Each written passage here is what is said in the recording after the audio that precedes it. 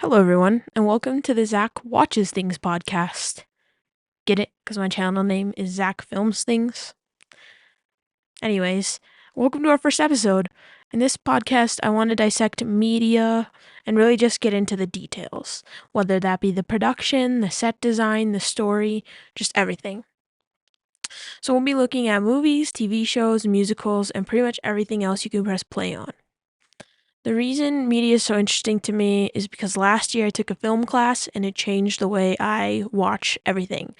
Whenever I go to the movies, I'll be like, oh, that's a long shot. Oh, that's a close up. How'd they get that shot? Like, my brain is like physically altered because of this class. But the basis of this podcast is I will watch something every week and tell you guys my thoughts. And today I want to look at the Broadway show Hamilton. I recently got the pleasure to watch this musical again the other day with my stepdad and my mom. About to say my stepmom. And I realized I forgot how good this podcast is. Like parts of the show where they're all singing, but it doesn't overwhelm you, and like you can still hear them all. Like that's literally crazy. Like my brain could not write that if I wanted to. Or like how well they depict Hamilton's need for everyone to like him, understand him, and like feel good, feel bad for him. I guess I don't know. He's just a funky little guy. So, let's get into it. This show basically begins with. Sorry, there's gonna be spoilers about Hamilton in here. So if you want to watch it before you come back here, please do. It's on Disney Plus. So I'll see you after you watch Hamilton. And for those of you who have seen it or just don't care, let's begin. The show begins with a prologue basically explaining that Hamilton had a rough start to life, moving from house to house and experiencing just a modicum of tragedies, like how his mom died and his cousin killed himself. And then it cuts to Hamilton in America and he's talking to Aaron Burr. This is where talk less. What? Smile more. line is, like where it comes from. It is super chilling considering how the Hamilton Burr thing ends up. And Burr also says fools who run their mouths end up shot, which is also crazy. Then we get to probably the most famous line in all of Hamilton, and probably the most requoted throughout the show is, I am not throwing away my shot. I am not throwing away my shot. Again, all this coming from like Lin-Manuel Miranda is like crazy. After Hamilton talks to Burr, he meets these three guys at a bar, and these are going to be Hercules Mulligan, John Lawrence, and of course, my favorite, Lafayette. They all become fast friends and they start singing, obviously. Hamilton is already not taking Burr's advice with this song. He's showing what he stands for. He's showing that in America, he's going to take a stand, create a legacy. Like, he basically doesn't care what Burr says. He's showing that he was lucky to get to America, and he's not going to waste it by sitting in the corner and watching everyone else go by, which is, like, fair, but we'll see he gets, like, cockier as the show goes on. He goes on to say that what they're doing right now isn't just a moment and it's a movement, which is such good foreshadowing because in this show they basically start the revolution. Like, so yeah. And in the fashion of Hamilton just ignoring Burr, he literally ends up on a soapbox in this song, which is like, dude, Aaron Burr being like, shut up and watch. Other people will be the ones to like do the crazy stuff. You don't need to be that guy. And Hamilton being like, I'm gonna stand on this soapbox and tell you about like what I feel is like hilarious. And then yeah, like I said, Hamilton goes the opposite direction with him being the one who actually starts the revolution in the first place with the three other men. Speaking of revolutionizing, the next scene depicts Hamilton, Lafayette, and Mulligan and Lawrence telling the story of tonight, and them singing about how tomorrow there will be more of them in the fight. Again, showing the advice Hamilton received from Burr just totally disregarded, thrown out the window. In the next scene, we are introduced to the Schuyler sisters. Angelica, Eliza, and how excited they are to be alive right now. Right from the start, you can kind of notice how Angelica is the boss and just kinds of is the one to tell her sisters like what to think and like what what to do. And we learn that Angelica is looking for a partner, or in the song, a mind at work. The sisters run into Aaron Burr, who not so discreetly tells Angelica that he would love it if he chose his mind at work. Um, and she basically just like rejects him and says that she's been reading, and when she meets Thomas Jefferson, that she says she wants women to be included in the sequel, which means like in the Constitution. Angelica wants women to be included in the sequel to the Constitution. This is another one of the times where I'm just awed like by the singing where it overlaps, where like the company is singing the one thing and then you can still hear Angelica like singing as well. It's just like so good. Um we then hear a message from the king via like a messenger in the square. I don't actually know where they are, just kind of the set is a square. So but Mulligans tells Hamilton to, quote, rip this guy apart because he's saying things like, this new Congress doesn't speak for me, basically saying there's no need for a revolution because, like, the crown is able, like, the King George has got this, guys. And then we get introduced to the actual king, where we hear one of my favorite songs in the show. My favorite line, specifically being, Cause when push comes to shove, I will kill your friends and family to remind you of my love. Da da da da da da da da da da. that is King George is one of like the best written things in this show because he's just like crazy. And I forget the guy who plays him. I think his name's Jonathan Groff. Oh my god, that is his name anyway. He's such a good actor. I love him. I love the king. He's hilarious. After we get that message from the king, we get to meet the next pivotal character, one George Washington. And then he proceeds to rap about how the British have more force than them. He says like outgunned, outmanned, da da da da da da, outplanned, stuff like that. Then we meet Burr again, and he applies to be the so-called right-hand man of General Washington, only to be so rudely interrupted by none other than, yep, it's Hamilton. Washington had called upon Hamilton to be the right-hand man, and so he asks Burr to leave.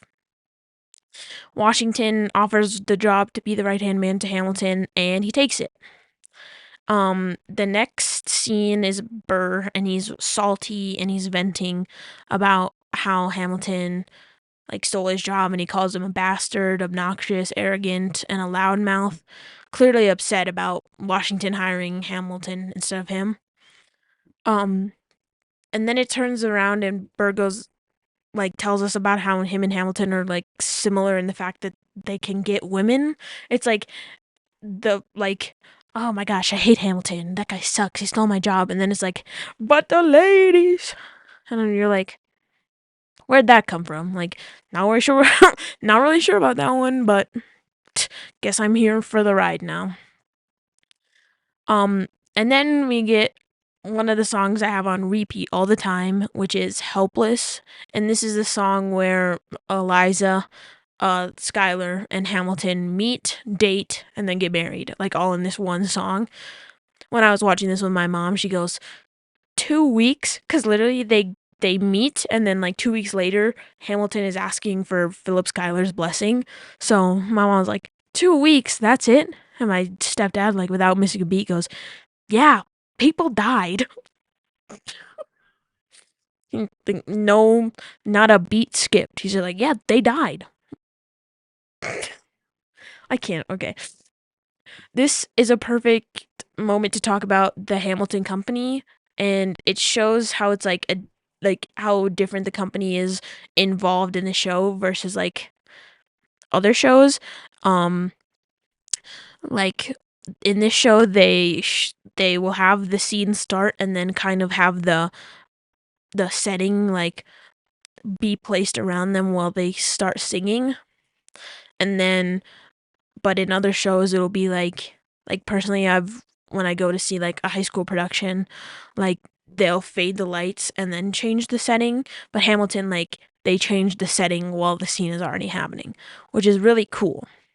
And I think it keeps like the viewer engaged instead of like distracted and like waiting for something to like happen. It's like already happening. And which is very interesting. Like I like it. Like it's different. Gotta love it. But back to the song Helpless. This is mostly Eliza's song. Um and it's basically by every metric a love song. But it's like so eloquent that you can tell Eliza is very knowledgeable, well read, and very ladylike. Like that everything she says is very put together and beautiful. Like I said, this is mostly Eliza's song, but Alex jumps in and the company is still singing backup. Like the company sings "Helpless" like behind when Eliza does. And Hamilton says like, "Eliza, swear to God, I'll never make you feel so." And then the company comes in and says "Helpless," like right in like that space of time when he's not speaking. And it shows like despite not knowing the whole truth about each other, that they are like already fitting in and like they're really good together and all that. And like they're fitting into each other's worlds like two puzzle pieces already, and it's really cute. And in the part of the song where they get married, this is just a side note, but Hercules Mulligan is their flower girl, and he's like, "Yeah, guys," and it's hilarious. And then the next song is sung by Angelica again, where we learn about the night that Eliza and Alex met.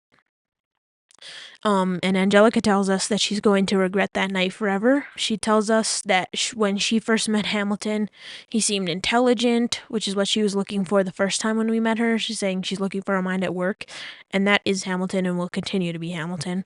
Um, she also says that when Alex first said hi to her, she forgot her own name and that he set every part of her aflame, which is like, ooh, juicy. Um, and Alex is talking to Angelica and now telling her that she seems to be a woman who has never been satisfied. And Hamilton continues and says they are alike in that sense, that they've never been satisfied. She says that she has never met anyone like him and that the conversation just flowed with that and they saw eye to eye on like such a level that she began asking herself like, what's the catch? Which is like, that sucks for her, dude. Like, she shouldn't have to ask herself that. But Angelica realizes, though, that she can never be with him, both because Eliza is in love with him and the fact that, like, her job is to marry rich to prove to her father that she isn't a failure and to prove, like, to everyone else that, like, her father, like, has an heir now because he only had girls. She thinks that Hamilton only wants her for her last name and to elevate himself in the social scene, which also sucks. Like that shouldn't be a thing she has to think about. She knows that if she told Eliza that she liked Hamilton, that he would be hers in an instant, but she knows she can't do that because that would break Eliza and it would really hurt her. She ends this song with a foreshadowing line, like I mentioned before, that is, "He will never be satisfied. I will never be satisfied." Which chills. As we'll see, like that is the most true, and I continue to reference that. Like she's so right. The next scene again is the four: Hamilton, Mulligan, Lafayette, and Lawrence, and now they're talking to Aaron Burr. And it gets revealed that Burr has like a girlfriend who is coincidentally married to a British officer. Burr is getting advice from Hamilton on the girl, and like Hamilton says that Burr should go and get her. But Burr doesn't really take that because we know Burr, he's not going to go out and do anything crazy. He's going to be reserved and all that. He tells us that Theodosia writes him a letter every day and that her husband is fighting in Georgia. But Burr is finally like opening up to us. Like he's been this guy who's like quiet, reserved, doesn't show people his like true intentions. But now he's letting us in, so to speak, and he's showing us like more emotion than he ever has before, showing how reserved he really is. Yeah, but this is a reserved love song, which shows how similar Burr and Angelica really are, because we just saw Angelica's like requited love song, and now here's Burr's. Again, these lyrics are very powerful as well. Burr sings, "Love doesn't discriminate between the sinners and the saints. It takes and it takes and it takes." Again, like pointing like almost directly towards Angelica, being like, Burr goes on to talk about Hamilton, saying that he has an endless uphill climb and that he has something to prove and nothing to lose, which we know is incorrect just a little bit at least, not about the hill climb because that part is true, but he has Angelica now. I mean Eliza. He has Eliza now. And more importantly, like a war to win against like the British and all that. Bird then shows his jealousy, saying that Hamilton shows no restraint and he is hurt, and it shows that he's hurt that Hamilton threw his advice out the window, saying that Hamilton takes and takes and takes and takes. A few songs later, Hamilton is at home with Eliza when we learn that Eliza is pregnant with their son, and them going through the motions together is literally adorable. Like, Hamilton ends the song and he's like laying against her belly, and it's like, aww. This is the first time we see Eliza mention the narrative, which in this song means the story they will write about them, about how Alexander was such a good father, how he stayed and took care of his kids, and Eliza. Eliza will keep mentioning the narrative in more and more powerful ways as we go on, so prepare for that. She says in this song, she continues, that money isn't a problem and them just being together would, quote, be enough, which just shows how dedicated she is to him. But as we come to find out, he doesn't hold those same values, which is heartbreaking because Eliza deserves the world. Like, she's like probably the best character in here. Burr comes back after this emotional song as a narrator to tell us how the US has been victorious in their battles against the British and that they are waving the first United States flag. Who is helping them, you ask? Why, it's that fly French guy Lafayette. Lafayette tells us that the French are giving the US more guns, ships, men, and gifts, but he says that those gifts will help them be victorious, but not without a strategy. Like, these will definitely help you guys, but you guys need a plan, like, so to speak. Who can help them with strategy? Why, it's no other than Alexander Hamilton once again. Washington finally admits that he was somewhat wrong in not giving Hamilton a troop to command, that he needs his help to win this war. He also warns Hamilton not to go crazy with power, quote, "History has its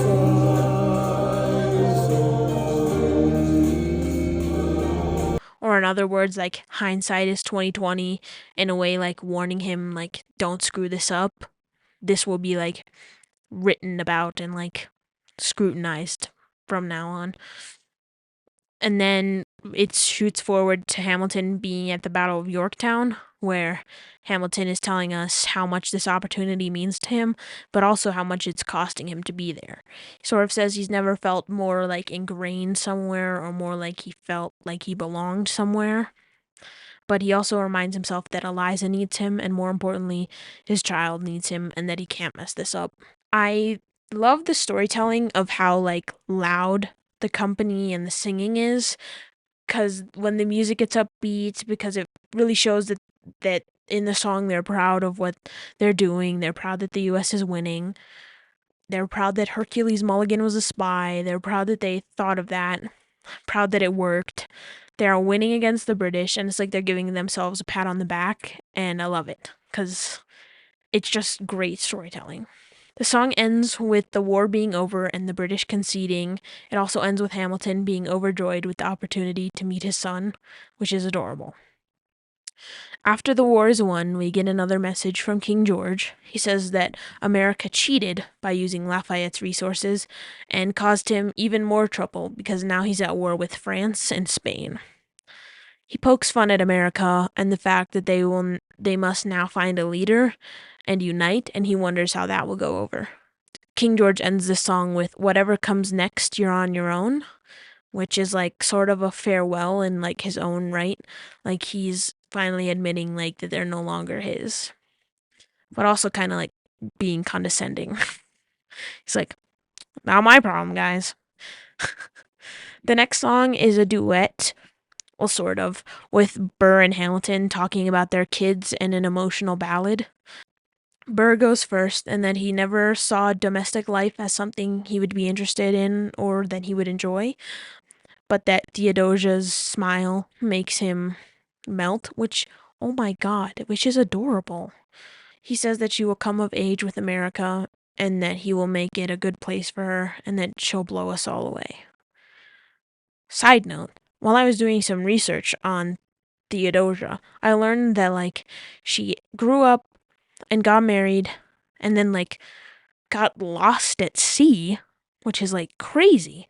Oh, yeah, we're gonna do great things. Actually, I'm lost at sea, guys. Side note over. I just thought that was funny. Hamilton goes next, and he also says that Philip's smile makes him, like, knocks him out, and he says that he's going to be the opposite of his father, who was never around, and that he'll make sure that Philip grows up well and, like, knows all this stuff. After they sing about a better life for their kids, Hamilton gets a letter from John Lauren's father saying that he passed away and that his dream of commanding an all-black battalion passed away with him. Alexander immediately says he has more work to do and goes back to New York after the war to practice law in order to continue the legacy he's been building and continue the revolution because it's far from over. And like Angelica said, he's never going to be satisfied. And of course, who's there also? It's Aaron Burr. He's practicing law as well, and Burr says that even though him and Hamilton started, like, practicing at the same time, Hamilton is climbing further and faster and just doing a little bit better than Burr is, and he is doing so because he, quote, never stops. This song is yet another popular one, the lyrics saying, "Why do you write like you're running out of time?" And "Why do you assume you're the smartest in the room?" This is where we are informed that Hamilton was chosen for the Constitutional Convention. Wow, I said that right the first time. When I was practicing our Constitutional Convention. Then we see Hamilton going to ask Burr for assistance. He wants Burr to help him with the new US Constitution. It will be a series of essays, like, help, like, continuing the Constitution and just making it better. And Burr asks, like, why him? What if it fails? And Hamilton tells Burr that that's why he's here. Like, he doesn't want it to fail, and he thinks that, like, Burr is a better lawyer than him. And he, like, doesn't want this, like, new constitution to fail, and that's why he needs his help. Burr says no initially, and Hamilton asks Burr why he isn't taking a stand and why he never takes a stand. Burr basically doesn't answer the question, and he says he will continue to keep his plans close to his chest, and that he's waiting to see where things go, where the birth of the country will take him, not where he will take it. And this sends Alexander into a spiral where Angelica and Eliza ask him if just being with his family would be enough. We then learn about the Federalist Papers, a collection of 85 essays defending the new U.S. Constitution. They are written by John Jay, James Madison, and Alexander Hamilton. And we learned that they were originally only supposed to write 25 essays between the three of them, but as I mentioned before, they wrote 85. John Jay wrote 5, James Madison wrote 29, and Hamilton wrote the other 51. Which is crazy. Imagine being, like, assigned, like, what's 25 divided by 3? Like 7 essays, 7-ish, like 8 essays, and writing 51 instead. Like, anyways, Washington then asked Hamilton to help him run the new country, because Washington is the first president of the U.S., as we know. Hamilton agrees, and he chooses to run the Treasury. Eliza asks him not to go, and this is one of the times where Hamilton is just, like, a straight up ass. He tells Eliza and uses one of her, like, lines before, which is, "Look at how lucky we are to be alive right now," turning her, like, playful, excited, like, new line about the new world, like, right in her face, and telling her that he must go and he doesn't care about her or the feelings of hers or their kids' feelings. Like, he's just like, don't care, babe, gotta go. And it's like, that sucks. And it just proves Angelica right again. And he will, in fact, never be satisfied, and it shows. He's showing Eliza his true colors and not being consoling at all. This part of the song is where they're all overlapping and it's showing like the inside of Hamilton's head. Eliza, Washington, and Angelica all trying to be like the one he listens to, showing that he is indeed conflicted. Eliza says that her and his kids should be enough. Angelica says that he'll never be satisfied, and Washington says that history has its eyes, and they're all right. And then it ends with them all in unison saying history has its eyes, because no matter what he picks, it's like conflicting. This is a telltale sign that he is actually kind of having a hard time choosing which facet of his life will be the one he chooses, like what will be his legacy. This also shows that he was really never going to choose Eliza and his kids, because what history would that be changing? What would be satisfying about that? He goes on to show more callousness with, quote, I'm not throwing away my shot again, showing us that he was choosing from the beginning the leadership and power he was going to get with being part of the government, which we kind of already knew he was going to pick that. It just is like, why pretend that you're going to like pick Eliza and then not? It's just like, it's not very nice. Yeah. So after that, we get introduced to Thomas Jefferson, who has been in Paris being the American ambassador to France. After we get introed to Thomas Jefferson, Hamilton gets chosen to be the Treasury, obviously. So Thomas Jefferson is gonna be the state lead, the Department of State lead. This is another one of the songs, which is pretty funny. Um, this is the first cabinet meeting where Thomas Jefferson is in attendance, and Lin-Manuel Miranda is a genius for this one. He sets it up like an episode of Wild and Out where they have like a rap battle between Hamilton and Jefferson. And at this meeting, we learn that Hamilton is proposing the first United States Treasury, where all the states would like have the same debts together. They would all compile their debts and they would all pay it off together. Jefferson brings up, why should one state have to pay another state's taxes? Like, if Virginia doesn't have any debt, but New York has a ton of debt, why should they have to pay for that? Because, like, why would they pay for that if their debts are paid? Hamilton comes back with, quote, hey, slaver, your debts are paid because you don't pay for labor. Which is another, like, this is an episode of Wild and Out. This is a roast. Like, get Jefferson some water. Like, you gotta love a diss where the information is just like correct, because Thomas Jefferson was a slave owner. Oh, wait, I don't know if Hamilton was a slave owner. That's for a different time. After Jefferson and Hamilton take their turns having their voices heard at this meeting, Hamilton goes too far with some toes definitely over the line there, sir, and Washington asks to speak to Hamilton in private. When he's going outside to Washington, Jefferson and Madison ridicule Hamilton, saying his new debt plan will never find congressional approval, which is like kind of true. After the council meets, we get to meet Hamilton and Eliza's son Philip for the first time, and it's Philip's 9th birthday, and he gives a present to his dad basically in the form of a rap with Eliza beatboxing behind him. Philip, take it away. Daddy, look. My name is Philip. I am a poet. I wrote this poem just to show it. And I just turned 9. After Philip's done, Eliza asks him to take a break and go with them upstate for the summer. Angelica writes and tells him that she will also be upstate and that he should join them. Yeah. And once again, what does Hamilton choose? It's his financial plan.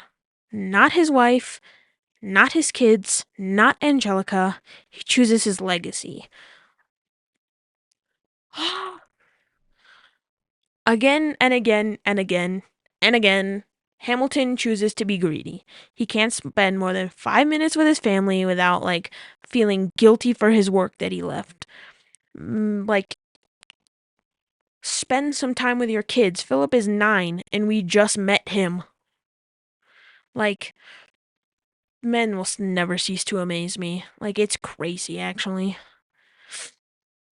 Anyways, in the next song, the craziest thing happens.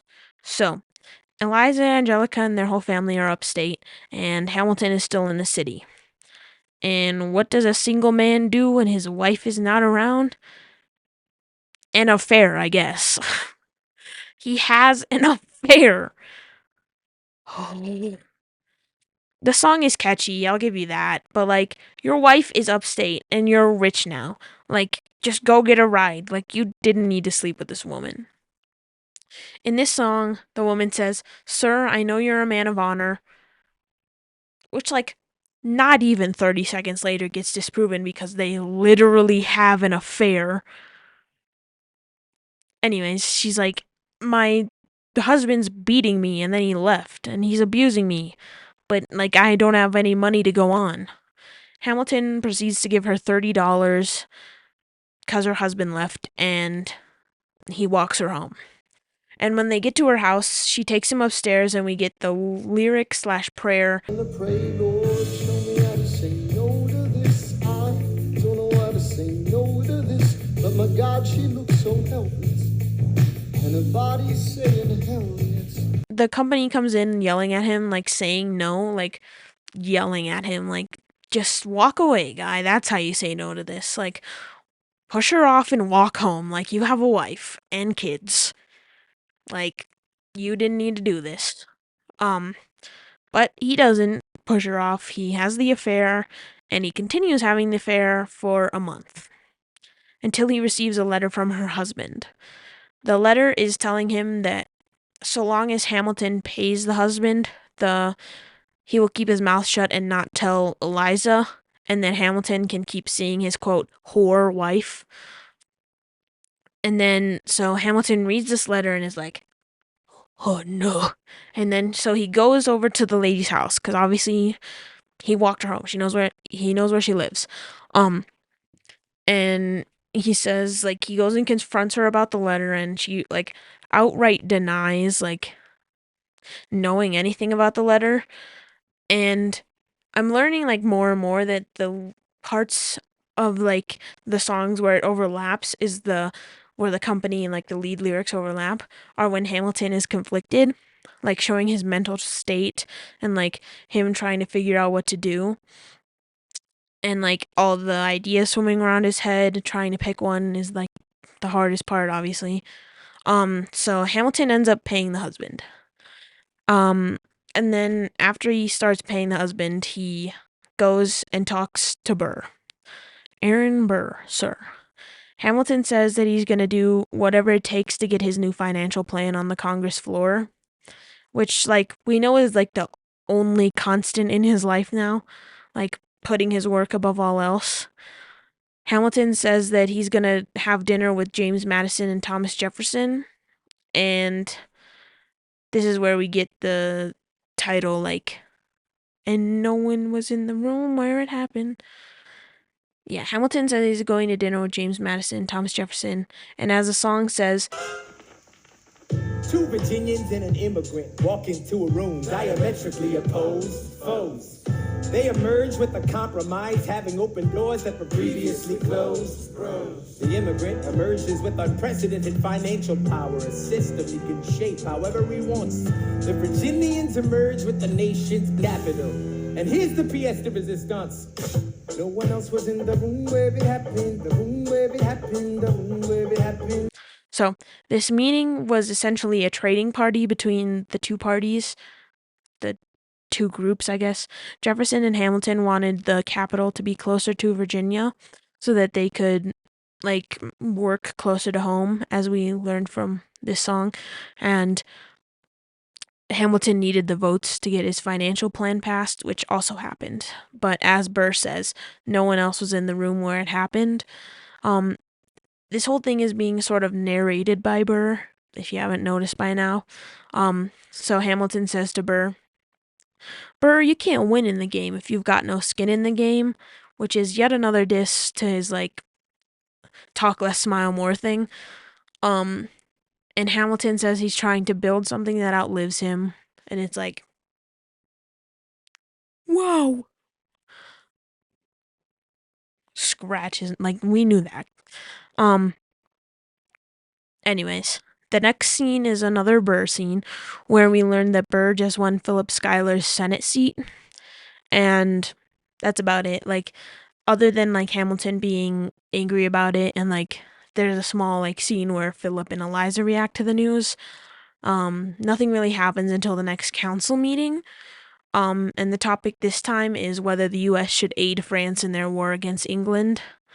Jefferson gets the floor first again and says that France helped America win the war and that all they asked in return was the same aid if war should befall them. And Hamilton says that they just signed a treaty with King Louis, but he's dead now. So, like, what's the point in helping them? Washington agrees with Hamilton and says that they are too weak to aid in someone else's war. And then Hamilton like leaves, and Jefferson and meets Aaron Burr for the first time, and the song is about like how they both want to see Hamilton like out of here. They want to see him fall.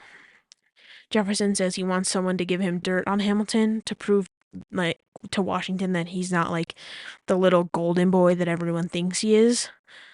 And then we get to go back to the meeting between Hamilton and Washington where he tells Hamilton that Jefferson resigned and did so that he could run for president. Washington also reveals that he will not be running for president again this time around. After we learn that Washington is not running for president, we get another message from the king, and he is once again terribly confused about how the U.S. is going to run their country.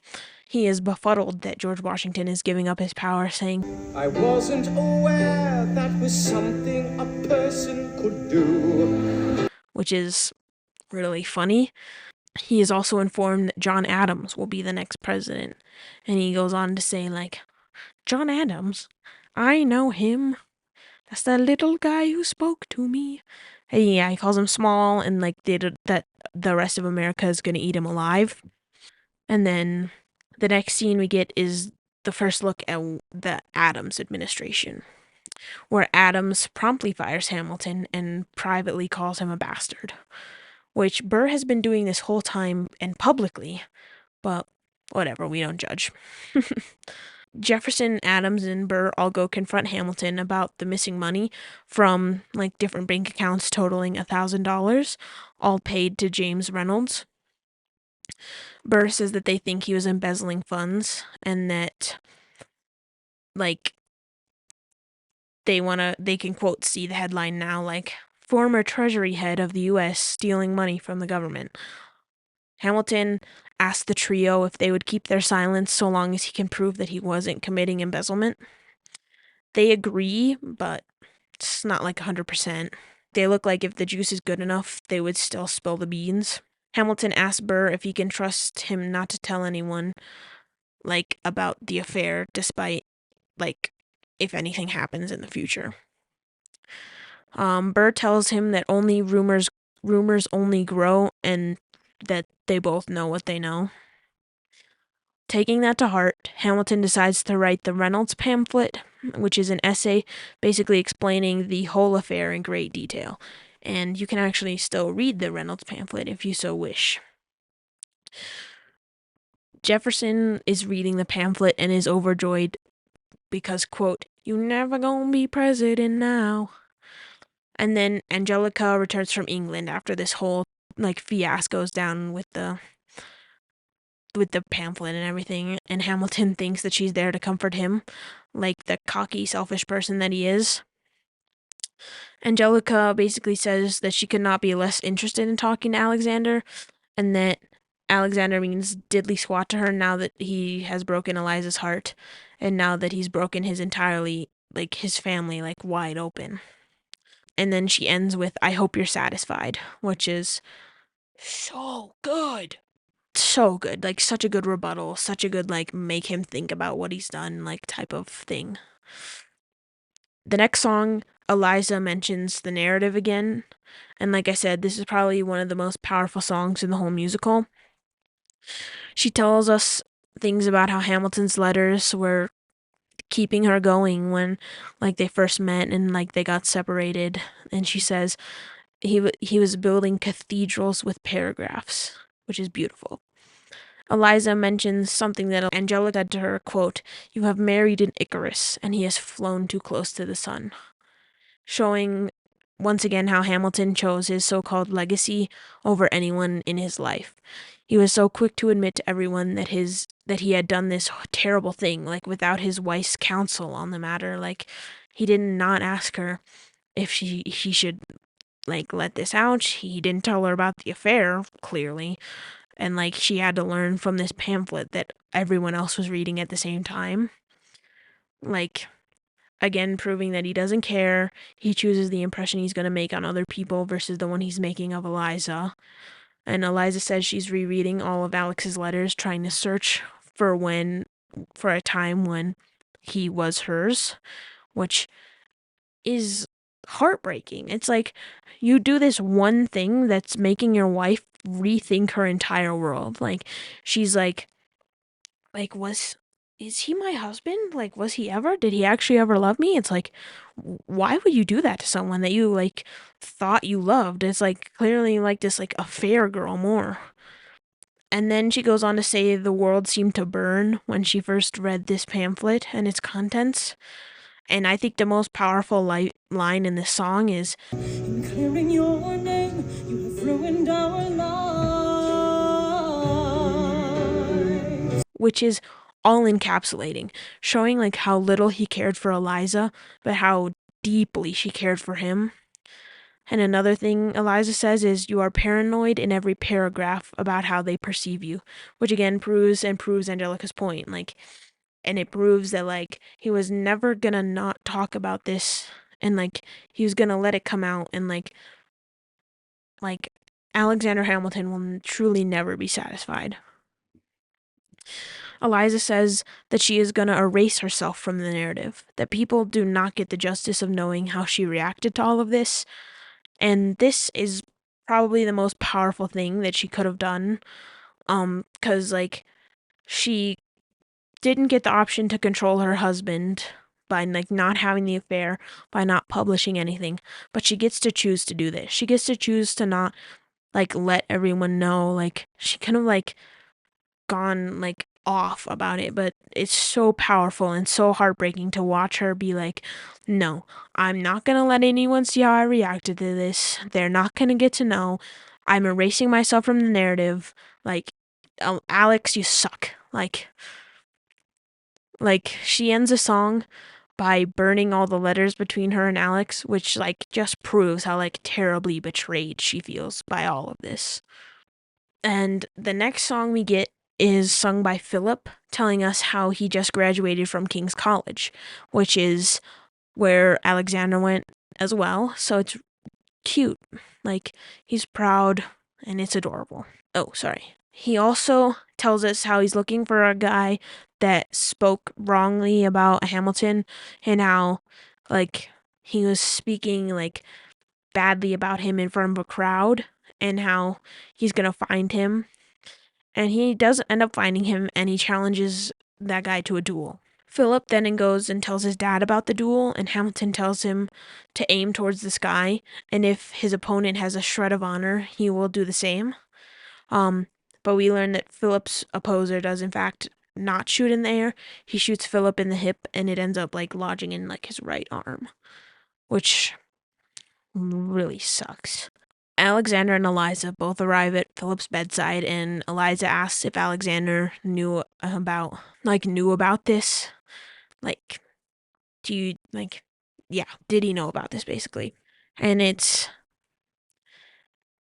doesn't answer her, but she can kind of tell. Philip then is like talking on his deathbed basically about how he enjoyed his childhood, and he's telling his mom like, "You used to put your hands on my hands when we were learning piano, and like I loved how you taught me French." And it's just like beautiful because only him and Eliza share these memories, and it's like Hamilton was never there to form any memories, so it's just really telling. Once Philip ends up passing away, Eliza lets out this guttural scream that only a mother could scream, because not only did her son die, so did those like years with him, those past 19 years where he was the only one there for her. Like Alex wasn't there. She had her kids, but like this was like terrible for her. Like Alex was doing whatever he does in the city and giving less than like a crap about his family. So by showing Eliza's true pain, they're also showing a glimpse into her life. And the next song is sad for a modicum of reasons. Um Showing that Alexander wasn't there for his family in the past, but he's trying to be there for them now. That by Philip dying, it was a wake-up call for him to actually like give a shit about the people who love him. This song says they are going through the unimaginable, which is truly powerful and just so, so sad. This song is where Alex finally admits all of his wrongdoings over the years, where he apologizes to Eliza using her previous lyric, and the company sings.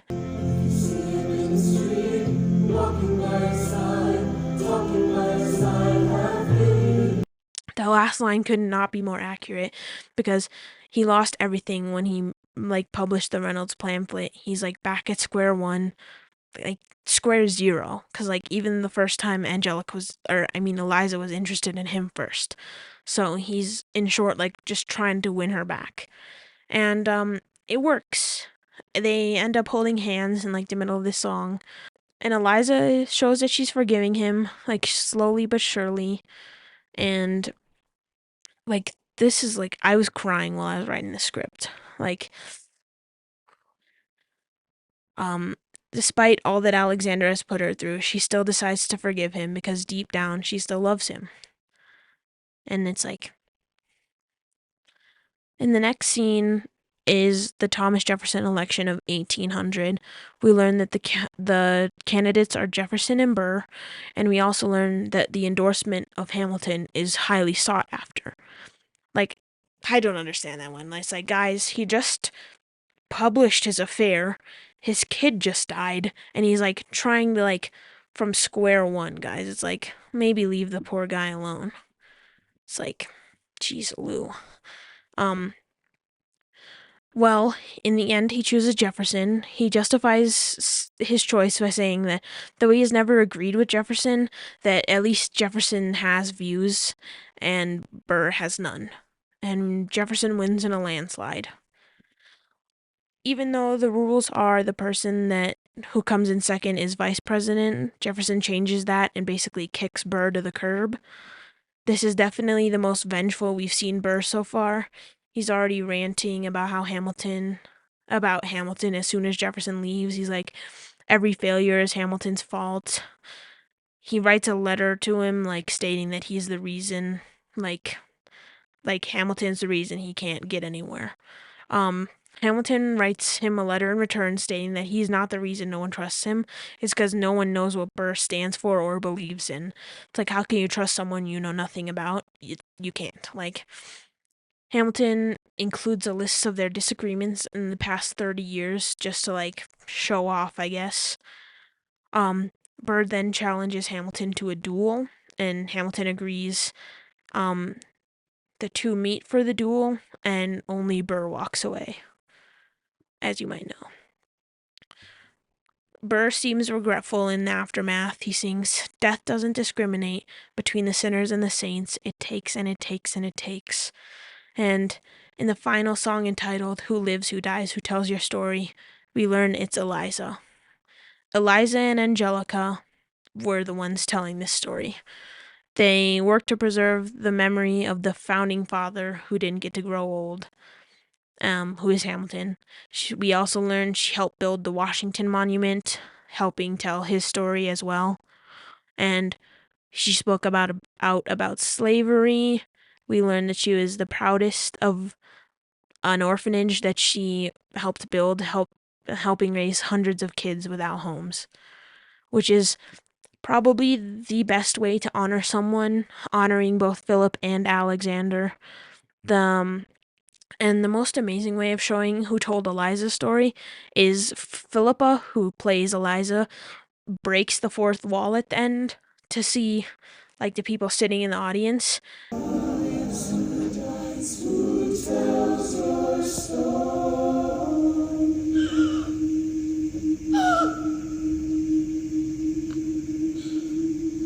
Saying by us watching, by Lin-Manuel creating, we are all telling Eliza's story. It's beautiful. How it all comes together in the end. Chef's kiss. And that's pretty much it. I overall think Hamilton is an amazing show with great actors and actresses. I think that they did a great job of depicting everything that happens in the story, whether that be the singing, acting, body language, and everything else that comes from Lin-Manuel Miranda's mind. In summary, this musical deserved everything it got. Like, they won a Grammy, which is pretty, like, that's for a musical. They won a Pulitzer Prize and they won 11 Tonys when it came out, which is amazing. So thank you to everyone who made it through this whole thing. Thank you for making it to the end. The next podcast will either be doing dissecting the film Don't Worry Darling or dissecting Naruto with my brother. So make sure you subscribe, turn on those post notifications so you don't miss anything. And again, thank you guys so much. Goodbye.